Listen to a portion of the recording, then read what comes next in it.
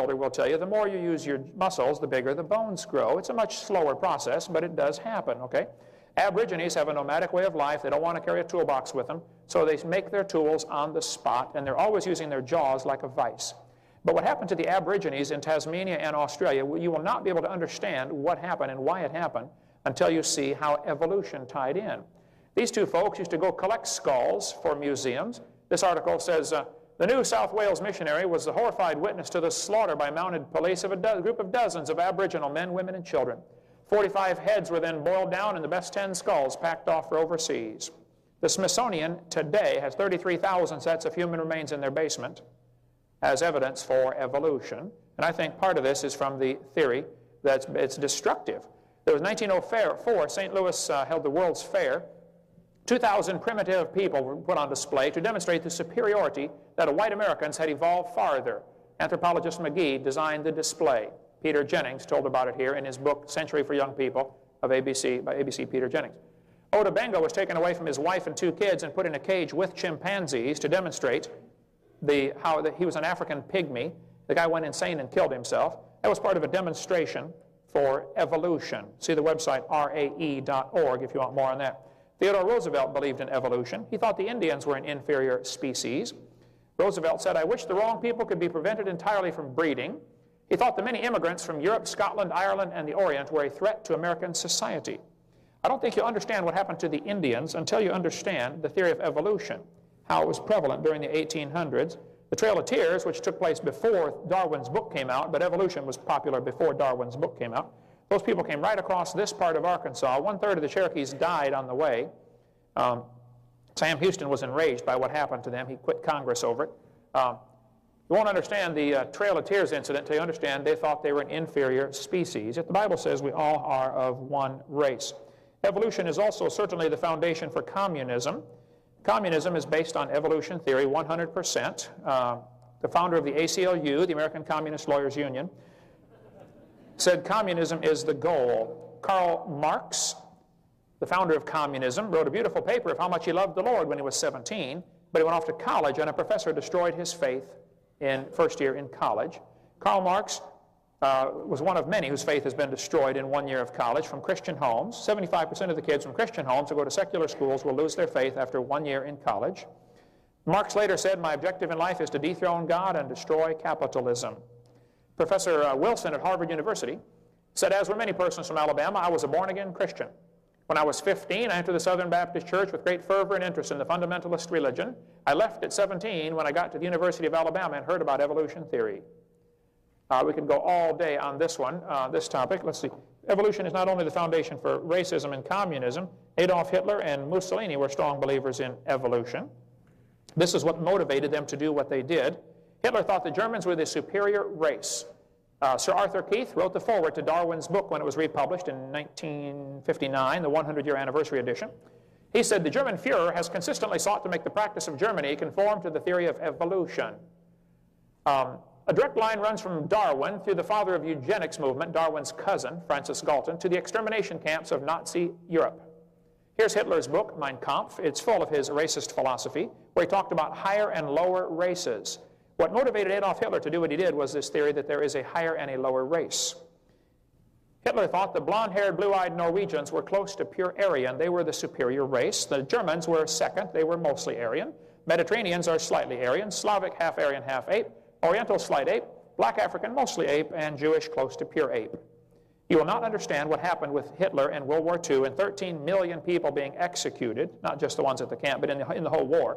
13 million people lost their life because of this evolution theory.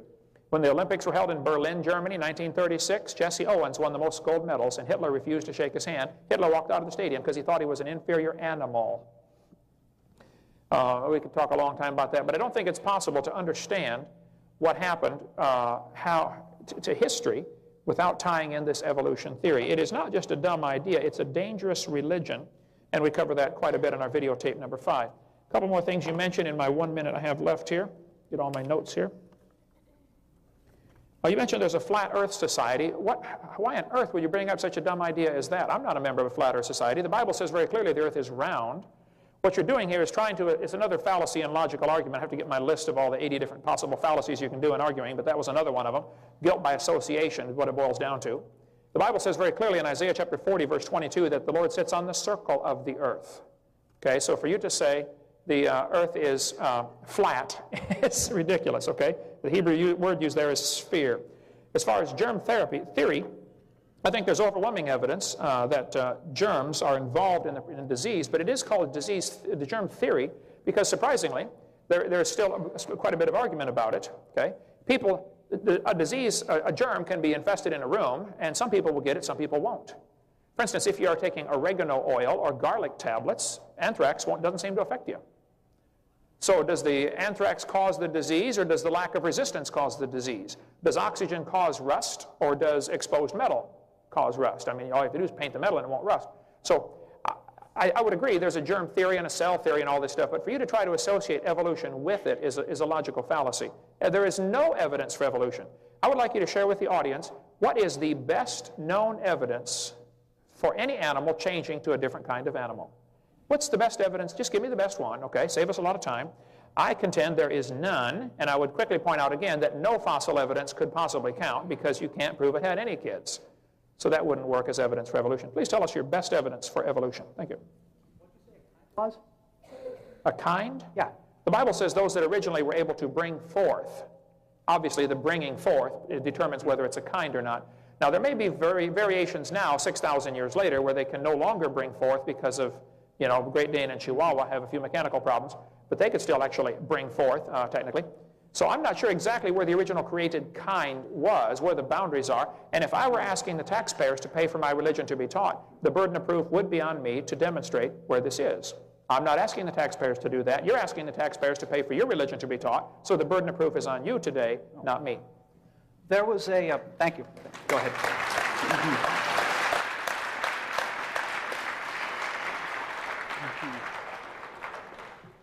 Well, I was down at Heritage Baptist, this is Heritage Baptist, sorry, at Central Baptist College in our fair city of Conway, and I was looking through the Creation Research Society quarterly and came upon a 1997 article by Garcia Pozuela Ramos. I might have gotten the name a little bit wrong, but it's something close to that, and it's 1997, in which he tried to apply definitions of exactly what kinds were and were not, specifically to the primates, reviewing various lines of evidence for what created kinds are and how we can define them for monkeys and apes. And he mentioned something, and this is there in the library, that he did not do this experiment, and I honestly don't know who did or whose idea it was, but someone tried fertilizing the egg cell of a gibbon, that's a so-called lesser ape, with human sperm. And were actually able to get the sperm to penetrate and initiate the beginning stages of fertilization. I don't know if the experiment got any farther than that. Frequently, the criterion that is used for defining a kind is interbreeding. And I remember a very entertaining presentation that Dr. Hovind gave last year, in which he pointed out that you can interbreed a horse with a donkey, you get a mule. You interbreed a zebra with a donkey, and you get a zonkey, and a zebra with a horse, and you get a zorse, and so on. But this, you know, the idea that you can at least start the fertilization process between human and gibbon sort of worries me a bit. How would you respond to